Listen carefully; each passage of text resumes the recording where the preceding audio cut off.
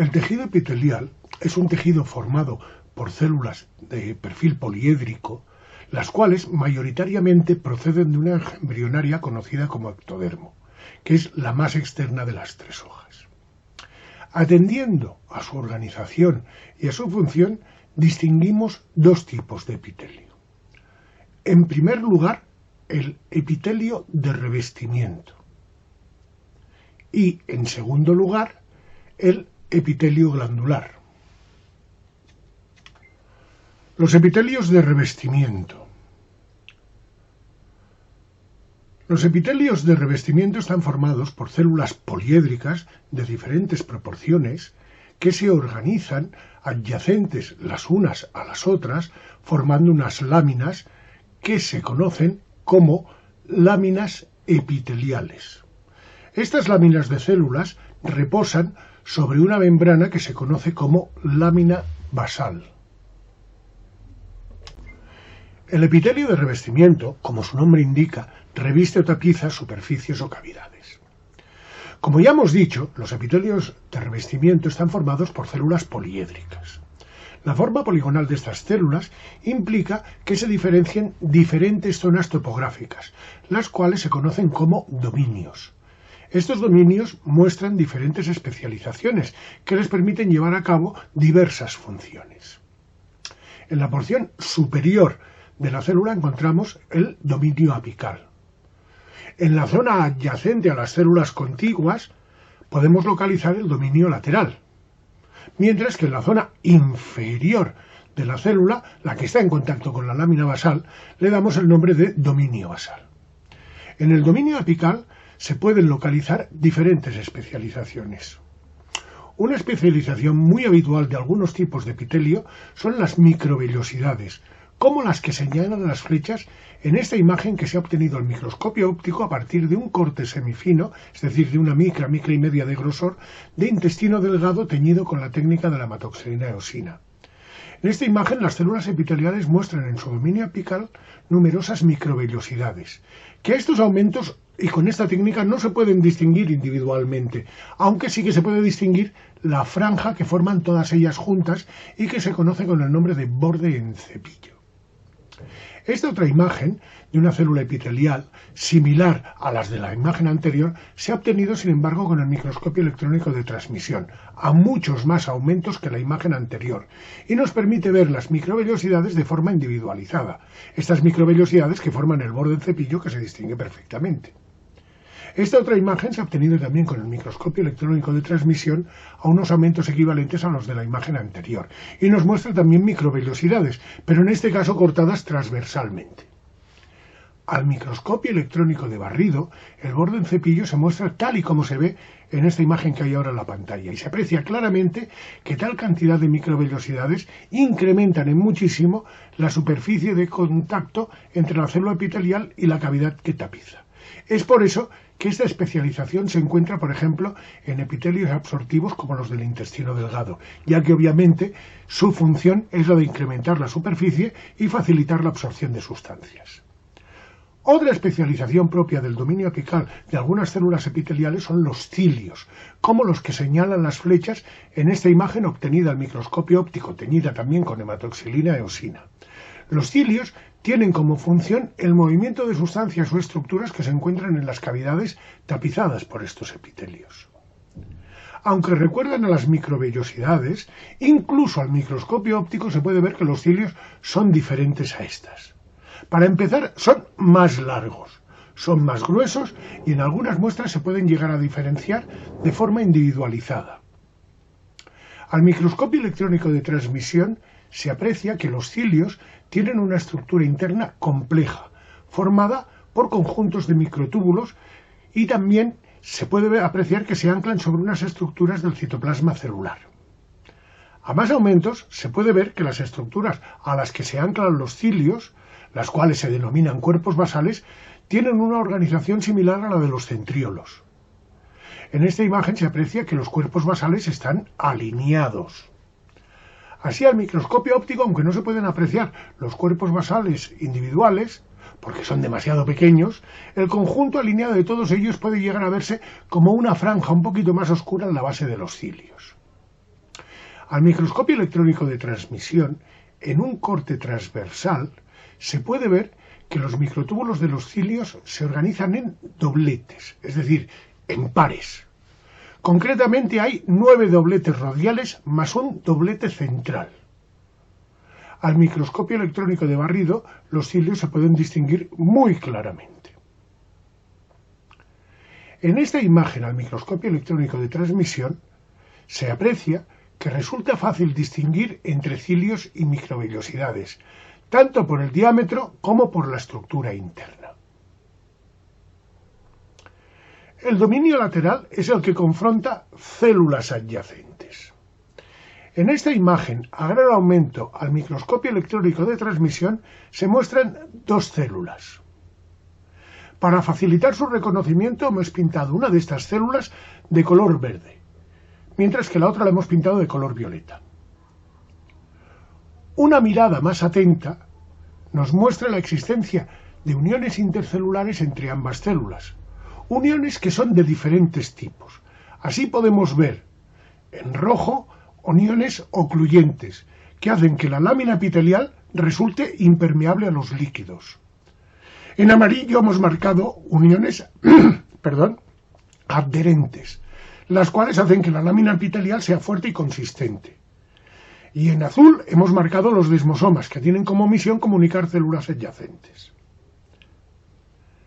El dominio basal se encuentra en la parte inferior de la célula y es donde se localiza la lámina basal sobre la que se sienta la lámina epitelial.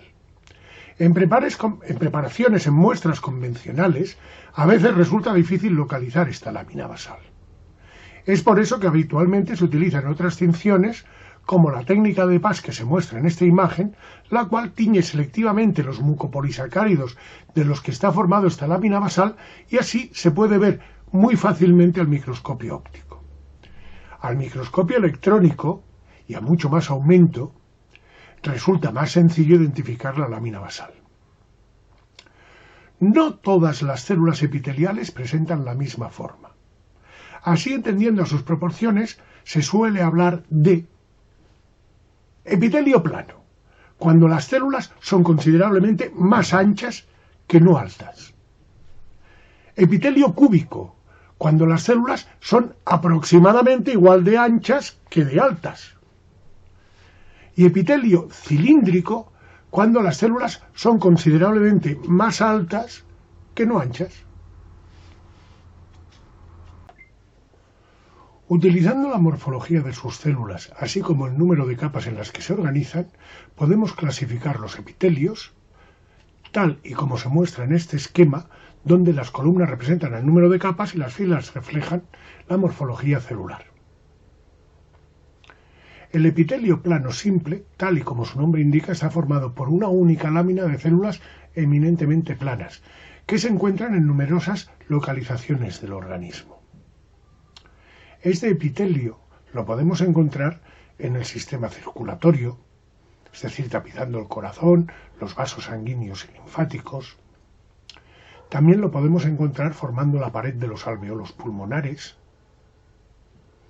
En el riñón lo localizamos formando la cápsula de Bowman del corpúsculo renal, así como la pared de las asas de Henle. Forman también el epitelio posterior de la córnea del ojo.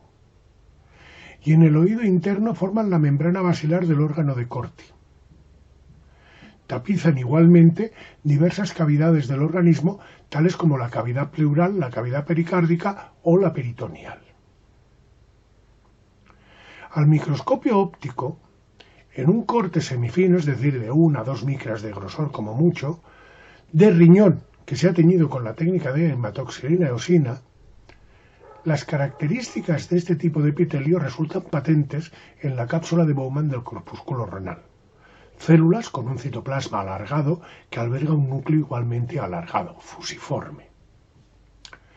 Esta imagen al microscopio electrónico de transmisión muestra un capilar sanguíneo, cuya pared está formada por un epitelio plano simple con células muy anchas y muy poco altas. Mientras que las células epiteliales que forman la pared de los alveolos pulmonares son planas, aunque quizás no tanto como las que acabamos de ver. Este otro epitelio plano tapiza la pared de una arteria.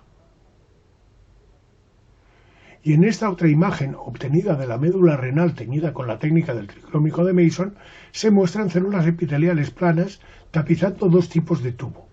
Las asas de Henle, que las hemos marcado con triángulos verdes, y los capilares sanguíneos, muchos de ellos tienen eritrocitos en su interior, que los hemos señalado con estrellas azules. Esta curiosa imagen se ha obtenido a partir de la lámina epitelial del mesenterio, estirada sobre un portaobjetos y teñida con sales de plata, lo cual nos demuestra lo altamente imbricadas que se encuentran estas láminas celulares. El epitelio cúbico simple está formado por una única lámina de células aproximadamente tan altas como anchas, el cual se puede encontrar en, por ejemplo, los conductos excretores de algunas glándulas, como las glándulas salivales. También lo podemos encontrar en los folículos tiroideos. Se localizan igualmente en los tubos proximales, distales y colectores del riñón. Este tipo de epitelio envuelve el ovario en el conocido como epitelio germinativo. Y se localiza igualmente en el epitelio que envuelve el cristalino. Al microscopio óptico, en un corte semifino de un tubo colector del riñón teñido con hematoxilina eosina, podemos ver que las células son de aspecto cúbico y muestran un núcleo de perfil habitualmente circular, es decir, esférico. Este núcleo se suele situar en posición central de la célula. Al microscopio electrónico de transmisión y en otro tipo de tubo renal, podemos ver igualmente estas células de aspecto cúbico y núcleo esférico. Esta otra imagen al microscopio óptico se ha teñido en el ovario y se ha teñido con la técnica del tricrómico de Mason, y podemos ver el epitelio que delimita el ovario, cuyas células, aunque no tan poliédricas como las que hemos visto, se deben definir claramente como cúbicas, ya que en general son tan altas como anchas.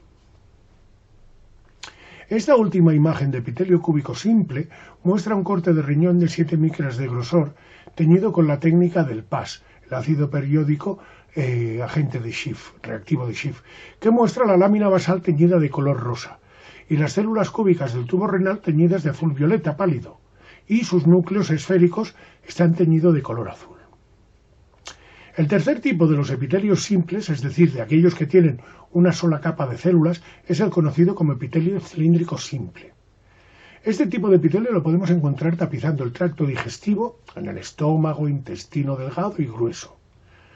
También encontramos este tipo de epitelio en el sistema reproductor femenino, concretamente en el útero y en el oviducto, que se conoce también como trompa de falopio.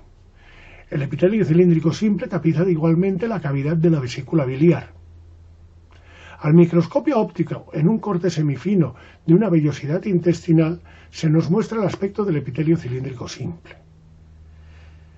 La imagen nos muestra claramente que estas células son considerablemente más altas que no anchas.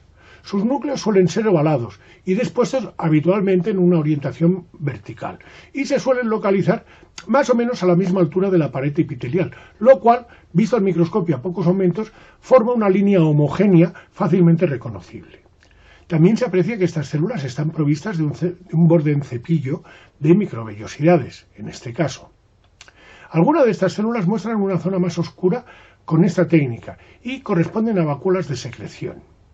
Estas células suelen ser un poco más anchas en su porción apical, donde se localiza la secreción, y un poco más estrechas en la posición basal, lo que les proporciona un aspecto de copa alta o de cáliz, por lo que estas células reciben el nombre de células caliciformes.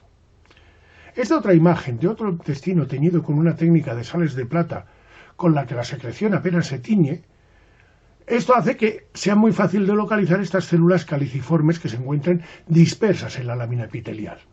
El borde en cepillo destaca al teñirse muy intensamente con esta técnica de tinción. Esta última imagen nos muestra un epitelio cilíndrico simple secretor de moco que tapiza la pared del estómago, donde la mayoría de las células en su porción apical presentan una zona de secreción. El epitelio cilíndrico pseudoestratificado es un tipo de epitelio muy particular. Este tipo de epitelio se localiza en las vías respiratorias, tales como la mucosa nasal, la faringe, la tráquea y los bronquios y bronquiolos del pulmón. También podemos encontrar este tipo de epitelio en zonas del sistema reproductor masculino, como el caso del epidídimo, el conducto deferente, la vesícula seminal e incluso en la uretra peniana. Esta fotografía es de la pared de la tráquea y nos muestra una imagen muy significativa de este tipo de epitelio. En una primera vista, podemos darnos cuenta que las células aparecen claramente cilíndricas, es decir, más altas que no anchas, y sus núcleos se encuentran a diferentes alturas de la pared o de la franja epitelial, por lo que en principio podríamos llegar a pensar que se trata de un epitelio multicapa. Pero si delimitamos bien las células epiteliales que lo componen, nos damos cuenta que todas ellas llegan a tocar la lámina basal, aunque no todas lleguen a la superficie apical. Es decir, hay una única capa de células cuyos núcleos se localizan a diferentes alturas, lo cual es el criterio principal que usamos para identificar este tipo de epitelio. Esta otra imagen nos muestra este mismo tipo de epitelio tapizando el conducto del epidídimo. Y otro ejemplo de epitelio cilíndrico pseudoestratificado lo podemos ver en la cavidad nasal en el conocido como epitelio respiratorio. La pregunta es, ¿resulta fácil distinguir entre el epitelio cilíndrico simple y el epitelio cilíndrico pseudoestratificado si ambos constan de una sola capa de células cilíndricas? La respuesta la podemos ver comparando estas dos imágenes que se encuentran ahora en la pantalla. Así, en el epitelio simple, la gran mayoría de los núcleos se localizan a la misma altura en la franja epitelial, mientras que en el epitelio pseudoestratificado, los núcleos se localizan a diferentes alturas de esta misma franja epitelial. El epitelio plano estratificado es un epitelio multicapa. Lo podemos encontrar tapizando la cavidad bucal, el esófago y envolviendo la lengua. También lo podemos encontrar en zonas del sistema reproductor femenino como la vagina y el cuello del útero, que también se conoce como cérvix. Y es el epitelio que forma la capa más externa de la piel, es decir, la epidermis. Esta imagen es de un corte de esófago de 7 micras de grosor que se ha teñido con la técnica de la amatoxilina eosina y muestra el aspecto de este epitelio.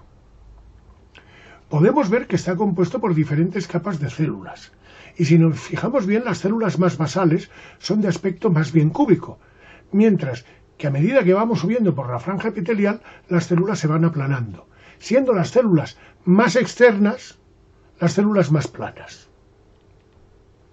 Esta otra imagen nos muestra la piel gruesa de la palma de la mano en un corte teñido también con la técnica de la amatoxilina eosina. En esta imagen podemos ver que por encima de la franja epitelial, que se ha pintado en verde, se dispone una gruesa capa de láminas de queratina en rojo, por lo que esta variedad se conoce como epitelio plano estratificado queratinizado. La queratina no es nada más que las células más superficiales que se van muriendo y se van acumulando. En otras zonas del cuerpo la piel se conoce como piel fina, y tal como muestra la otra imagen, el epitelio es también queratinizado, aunque la cantidad de láminas de queratina es considerablemente menor que en el caso de la piel gruesa. Esta otra imagen nos muestra un epitelio plano estratificado queratinizado, que se ha teñido con la técnica del tricrómico de Mason, y que se ha obtenido de un corte de esófago de un ratón. Algunos animales, como los roedores, presentan queratina en el epitelio que tapiza el esófago, dada la dureza de aquellos alimentos que ingieren. Mientras que en otras especies con una alimentación más suave, como por ejemplo la especie humana, el epitelio plano estratificado que tapiza el esófago no está queratinizado, tal y como se ve en esta imagen teñida con la amatoxilina eosina. El epitelio cúbico cilíndrico estratificado es un epitelio poco habitual y se localiza en los conductos excretores de algunas glándulas exocrinas y en el cuerpo ciliar del ojo. Esta imagen que vemos se ha obtenido de un corte de 1,5 micras de grosor, es decir, un corte semifino de glándula salival humana, concretamente glándula submandibular, y se ha teñido con la amatoxilina eosina. Y en esta imagen se muestra un conducto excretor. Se aprecia que este epitelio muestra al menos 2 capas de células, de las cuales la capa basal, es decir, la más externa, suele tener un perfil cúbico, sus células son cúbicas, mientras que las células de la capa más apical son claramente cilíndricas. Esta imagen muestra el epitelio que recubre el cuerpo ciliar y que muestra características similares al que acabamos de ver. El cuerpo ciliar es una estructura que se encuentra en el ojo. El epitelio de transición se encuentra separado de la tabla, ya que no puede ser incluida en ella con los criterios que se han utilizado. Este epitelio también se conoce como urotelio, ya que se encuentra exclusivamente en algunas estructuras del sistema urinario, tales como los uréteres y la vejiga urinaria.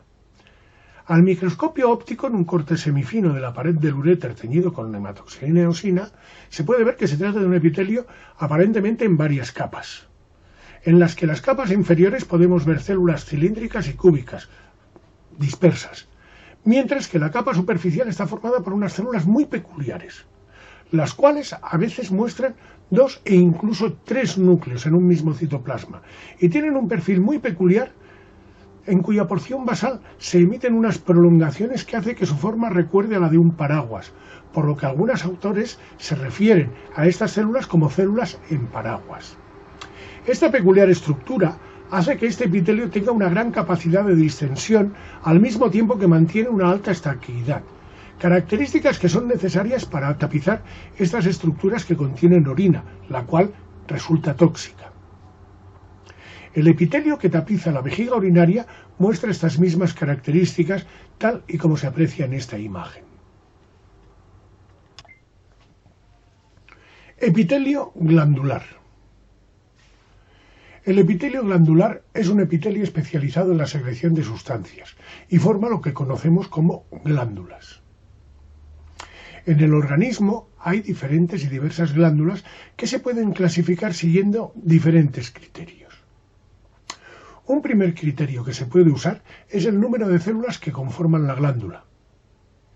Así hablamos de glándulas unicelulares, como las células caliciformes que acabamos de describir en los epitelios cilíndricos, o de glándulas multicelulares, aquellas que están formadas por numerosas células. Otro criterio que se puede utilizar es el destino de la secreción, principalmente para las glándulas multicelulares. Así definimos como glándulas exocrinas a aquellas cuyo producto de secreción es liberado bien al exterior, como el caso del sudor, o bien a cavidades del organismo conectadas con el exterior, como la secreción gástrica que se libera al estómago. Mientras que definimos a las glándulas endocrinas como aquellas glándulas que liberan sus productos de secreción a la circulación sanguínea para que ésta las distribuya por el organismo.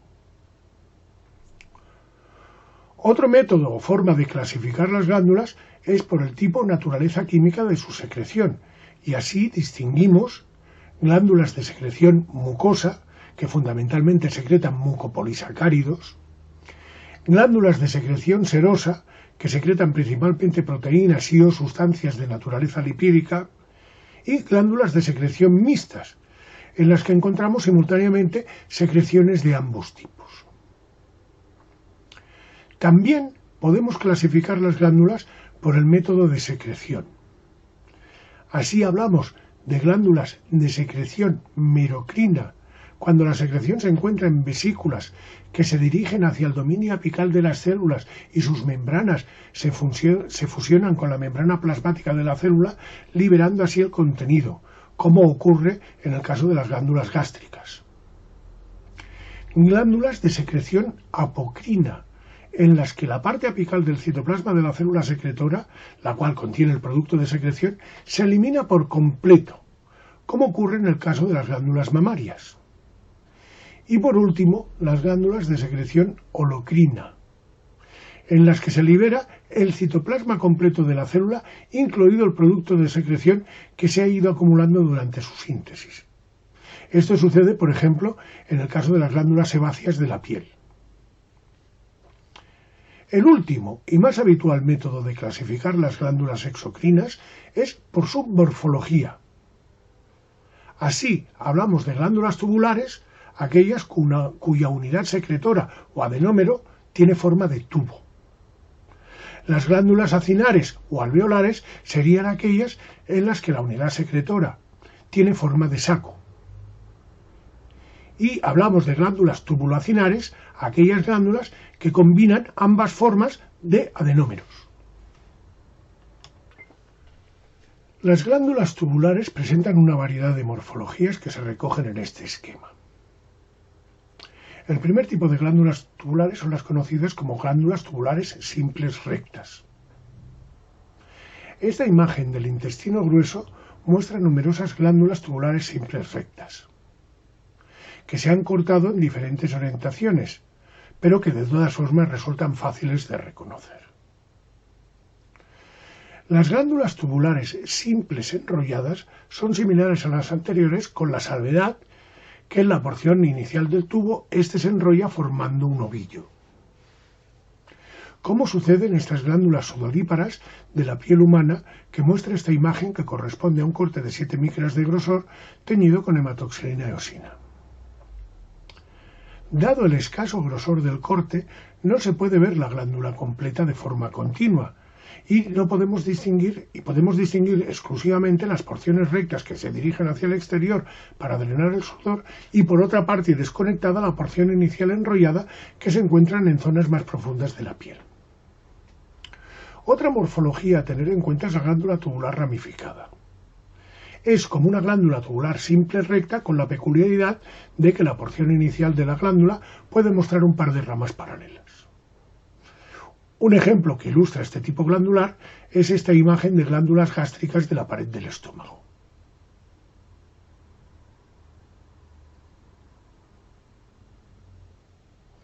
El último tipo de glándulas tubulares es el conocido como glándulas tubulares compuestas, que se definen como un conjunto de glándulas tubulares ramificadas que drenan en un único tubo excretor. Un claro ejemplo de este tipo glandular son las glándulas de Brunner del duodeno, que es una de las porciones del intestino delgado.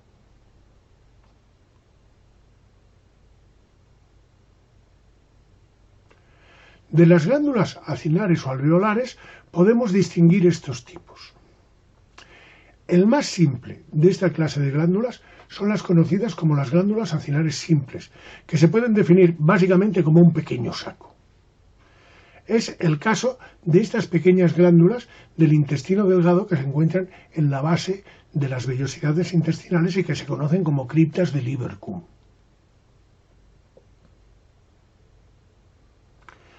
También tenemos las glándulas acinares compuestas, que son glándulas ramificadas en las que diferentes acinos drenan en un conducto excretor común. Un ejemplo de este tipo de glándulas son las glándulas sebáceas de la piel, en las que diversos acinos drenan en un mismo folículo piloso. El último tipo de glándulas que contemplaremos son las glándulas tubuloacinares compuestas, en las que se combinan porciones secretoras de morfología acinar y otras de morfología tubular. Para ilustrar este tipo de glándulas tubulares tubulacinares compuestas, podemos usar las glándulas salivales, como las que se muestran en este corte teñido con la técnica de PAS hematoxilina. En la imagen podemos distinguir las porciones tubulares, que las hemos pintado de verde claro, y las porciones acinares, que las hemos pintado de un color verde más oscuro. Bueno, y hasta aquí este vídeo dedicado a los epitelios. Espero que os haya gustado, pero sobre todo lo que espero es que os haya sido útil en vuestro aprendizaje de este tema. Si así ha sido, por favor, suscribiros al canal y dadle clic al me gusta y comentarlo en vuestras redes sociales. Nos veremos en el próximo de los vídeos que vamos a dedicar al tejido conjuntivo y al adiposo.